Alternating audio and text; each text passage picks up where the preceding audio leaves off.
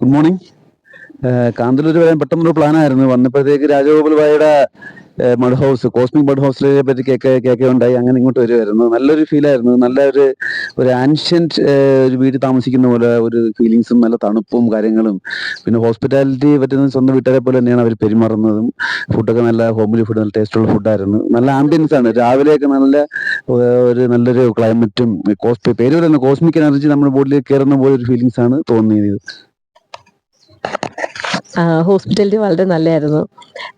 എന്താ പറയുന്നത് ചെയ്തു തരുമെന്ന് പറയുന്ന കണക്ക് പറയുന്നത് എപ്പോഴും ഫുൾ ടൈം ഉണ്ട്. 24 hours ആണ് ഉള്ളത്. വീടിനകത്തായാലും എല്ലാ ഫെസിലിറ്റീസും ഉണ്ട്. മഡ് ഹൗസ് എന്ന് വെച്ചാൽ നമുക്ക് അറ്റാച്ച്ഡ് ബാത്റൂം അങ്ങനത്തെ കാര്യങ്ങളൊക്കെ നമ്മൾ ശരിക്കും കാണില്ല. പക്ഷെ എല്ലാം ഉണ്ട്. പാക്ഡ് ആണ്. ഇവിടെ എല്ലാ ഫ്രൂട്ട്സ്, കാന്തല്ലൂർ എന്ന് പറയുമ്പോൾ ഫേമസ് ഫ്രൂട്ട്സിന്റെ 4 ചുറ്റും പീച്ച്, നമ്മൾ കാണുന്ന ഫ്രണ്ടില് പീച്ച് ഫ്രൂട്ട്, പ്ലം, അവക്കാഡോ, അങ്ങനെ എല്ലാ ഫ്രൂട്ട്സിന്റെ ഒരു വലിയൊരു ഏരിയയിലാണ് നമ്മൾ താമസിക്കുന്നത്. ശരിക്കും രാജഗോപാൽ എന്ന് പറഞ്ഞ ചേട്ടൻ ഭയങ്കര ഹെൽപ്ഫുൾ ആണ്. അത് ഫാമിലി ഫുൾ സപ്പോർട്ടാണ്.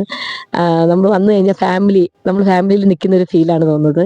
വളരെ നന്നായിരുന്നു. ഇനിയും വരും, വന്നാൽ ഇവിടെ നിൽക്കത്തുള്ളൂ, അങ്ങനെ ഒരു ഫീലാണ്.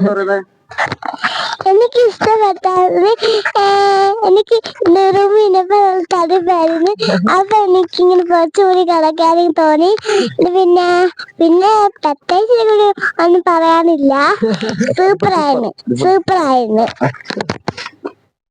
ശരിയെന്നോ, നല്ലായിരുന്നു. ഇനിയും ആൾക്കാരെ റെഫർ ചെയ്യാനും ഇതെല്ലാം ഞങ്ങൾ ഇത് തന്നെ പറയത്തുള്ളൂ. വേറൊന്നും പറയാൻ ഞങ്ങൾക്ക് തോന്നത്തില്ല. ഓക്കെ ചേട്ടാ, താങ്ക് യു.